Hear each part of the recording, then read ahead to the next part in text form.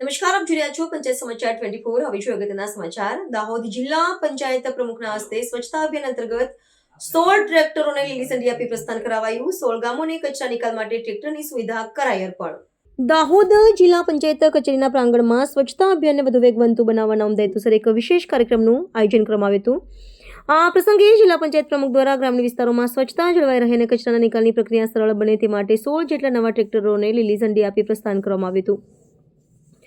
આ પહેલો મુખ્ય ઉદ્દેશ્ય જિલ્લાના પસંદગીના ગામડાઓમાં સફાઈ વ્યવસ્થાને વધુ સુદૃઢ અને અસરકારક બનાવવાનો છે, જેથી સ્વચ્છ ભારત મિશન અંતર્ગત ગ્રામ્ય સ્તરે નક્કર પરિણામો મેળવી શકાય।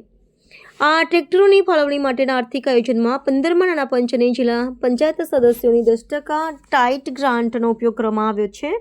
દાહોદ જિલ્લાના વિવિધ 16 ગામોની જરૂરિયાતને ધ્યાનમાં રાખીને ત્યાં ઘન કચરાના વ્યવસ્થાપન માટે આ વાહનો ફાળવવામાં આવે છે।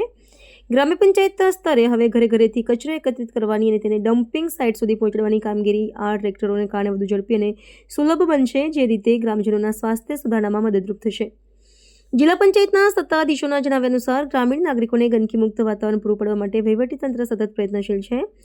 આ ટ્રેક્ટરોની સુવિધા ઉપલબ્ધ થવાથી ગામડાઓમાં સ્વચ્છતાના ધોરણો સુધરશે અને પર્યાવરણની જાળવણી થશે। કાર્યક્રમ દરમિયાન ઉપસ્થિત આગેવાનોએ ગ્રામ પંચાયતોને આ સાધનોનો મહત્તમ અને યોગ્ય ઉપયોગ કરવા અનુરોધ કર્યો હતો, જેથી સ્વચ્છ ગામ અને સ્વસ્થ ગામની સંકલ્પના સાકાર થઈ શકે।